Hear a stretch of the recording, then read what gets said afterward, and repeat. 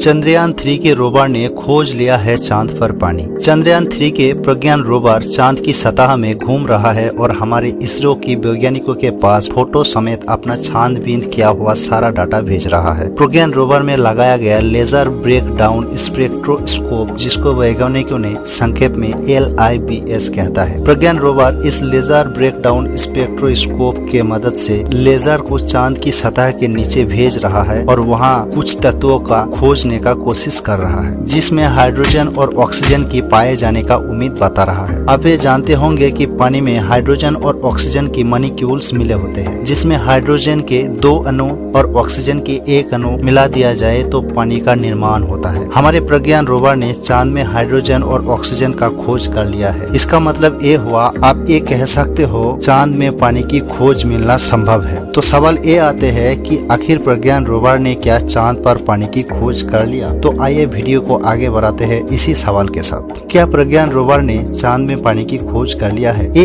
एक ऐसा सवाल है कि मानो आसमान से तारे तोड़ने का समान है। और अगर हमारे प्रज्ञान रोवर ने चांद में पानी की खोज कर लिया तो भारत और इसरो का ये कामयाबी सबसे बड़ी कामयाबी होंगे। और भविष्य में जब भी चांद का नाम लिया जाएगा तब उसके साथ भारत और इसरो का नाम लिया जाएगा। लेकिन इस समय चंद्रयान की रोवर के सामने मुसीबतें मंडरा रही है, जिसको सामना करते हुए अगला 14 दिनों के अंदर मिशन को पूरा करना होगा। इसरो की वैज्ञानिकों ने कहा, हाल ही में रोवर के सामने 4 मीटर का एक लंबा गड्ढा आ गया था, जो आप अभी अपने फोन की स्क्रीन में देख पा रहे हो। इस गड्ढे का चौड़ाई लगभग 4 मीटर है और विक्रम लैंडर में लगाया हुआ हाई रेजोल्यूशन कैमरे से इस गड्ढे का तस्वीर लिया गया है। इस गड्ढे की होने के बावजूद भी हमारा प्रज्ञान रोवर सावधानी से गड्ढे के बगल वाले रास्ते को चुना और इसी समय चांद की धरती की रहस्यमय खुलासा कर रहा है। प्रज्ञान रोवर ने अभी तक क्या क्या खोज पाया है, ये जानने से पहले मैं आपको कुछ जानकारी दे देता हूँ। दोस्तों, 23 अगस्त 2023 के शाम 6:04 पर हमारा चंद्रयान 3 चांद के साउथ पोल पर सॉफ्ट लैंडिंग किया था और ये पहली बार हुआ है कि कोई मिशन का लैंडर चांद के साउथ पोल पर सॉफ्ट लैंडिंग किया हो। भारत वो पहला देश बन चुका है जो चांद के साउथ पोल पर पहुंचा है, लेकिन इससे पहले कई देशों ने मून मिशन कर चुका है, लेकिन किसी देश का हिम्मत नहीं हुआ कि चांद की इस भयानक हिस्से में किसी लैंडर को भेजे। लेकिन इसरो की वैज्ञानिकों ने एक कर दिखाया और अपना नाम इतिहास के पन्नों पर दर्ज कर लिया। चांद की इसी इलाके में 14 दिनों के लिए रात और 14 दिनों के लिए दिन होता है और यहाँ बड़े बड़े क्रिएटर यानी गड्ढे पाए जाते हैं, लेकिन इसमें पानी पाए जाने का संभावना है। इसरो के वैज्ञानिकों ने जानकारी देते हुए कहा, चांद की जिस हिस्से पर चंद्रयान 3 का लैंडर लैंड किया है उस जगह को शिव शक्ति पॉइंट से जाना जाएगा। 24 अगस्त के दिन जब प्रज्ञान रोवर लैंडर से बाहर आया और चांद की जमीन पर इसरो का छाप छोड़ते हुए आगे बढ़ा, इसरो की वैज्ञानिकों ने अटल प्रयास और करोड़ों भारतीयों का दुआओं के नतीजे हमारा लैंडर अभी तक चांद की साउथ पोल पर शान से खड़ा है और ये चांद की जमीन पर ऐसी छाप छोड़ रहा है जो आने वाले कई सालों तक नहीं मिटेगी। जैसे ही चंद्रयान 3 की लैंडर चांद की धरती पर लैंडिंग किया, तब हम सभी ने चंद्रयान 3 मिशन को सफल होने से खूब जश्न मनाए। लेकिन अगर देखा जाए तो सिर्फ लैंडिंग करने से ये मिशन पूरा नहीं हुआ था। बस लैंडिंग करना तो इस मिशन का एक हिस्सा था, जबकि आगे बहुत काम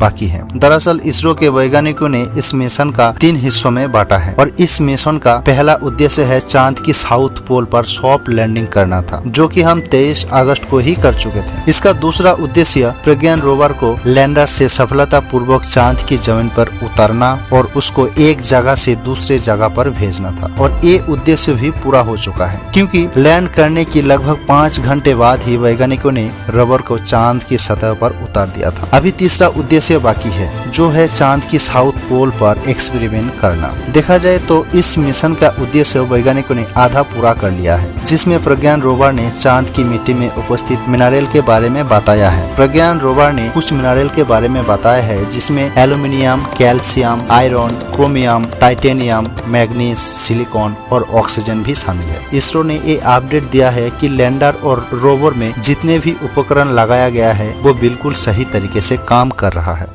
दोस्तों, हमारा जो प्रज्ञान रोवर है वो एक खास रोबोटिक रोबोट है जो अपना सारा काम खुद से निपट सकते हैं। और इसमें सबसे अच्छी बात यह है कि ये पूरी तरह से मेड इन इंडिया है। इसमें लगाए गए सारे उपकरण भारत में बनाया गया है और इसके लंबाई 91.7 सेंटीमीटर है और चौड़ाई 75 सेंटीमीटर है और ऊंचाई 39.7 सेंटीमीटर है और इसका वजन 26 किलोग्राम है। इसमें गौर करने वाली बात यह है कि पृथ्वी में इसका वजन 26 किलोग्राम है, लेकिन पृथ्वी की ग्रेविटी से चांद की ग्रेविटी 6 गुना कम है, तो चांद में प्रज्ञान रोवर का वजन रह जाएगा सिर्फ 4.5 किलोग्राम। इसमें पीछे की ओर 2 कैमरा लगाया गया है जो नेविगेशन का काम करता है और इसको नेविगेशन कैमरा राइट और नेविगेशन कैमरा लेफ्ट कहा जाता है। ये कैमरा रोवर की आंखों की तरह काम करता है। रोवर के सामने जितने भी मुसीबतें आएंगे उसको देखकर वो आगे बढ़ता रहेगा। इसके अलावा इसकी ऊपरी भाग में सोलर पैनल भी लगाया गया है जो इस रोवर का सबसे महत्वपूर्ण हिस्सा है, क्योंकि ये प्रज्ञान रोवर पूरी तरह से सौर ऊर्जा से चलता है और ये सोलर पैनल 50 वाट बिजली उत्पन्न कर सकता है। और इसके अलावा इसमें एक एंटीना भी लगाया गया है जिसके मदद से वो जानकारी को विक्रम लैंडर तक भेजता है और विक्रम लैंडर चांद का चक्कर लगा रहा है ऑर्बिटर के पास भेजता है और ऑर्बिटर उसी जानकारी को इसरो की वैज्ञानिकों के पास भेज रहा है। चंद्रयान 3 ने चांद पर ऑक्सीजन की खोज कर ली है। अगर हाइड्रोजन का खोज कर लिया तो चांद में पानी होने का पुष्टि की जा सकता है। इस वीडियो को आपको कैसा लगा कमेंट करके जरूर बताना। इस तरह की वीडियो अगर आपको पसंद है तो चैनल को सब्सक्राइब करके नोटिफिकेशन बेल को जरूर दबा देना ताकि हमारा नेक्स्ट वीडियो आप तक पहले पहुंचे। मिलते हैं अगले वीडियो में, तब तक के लिए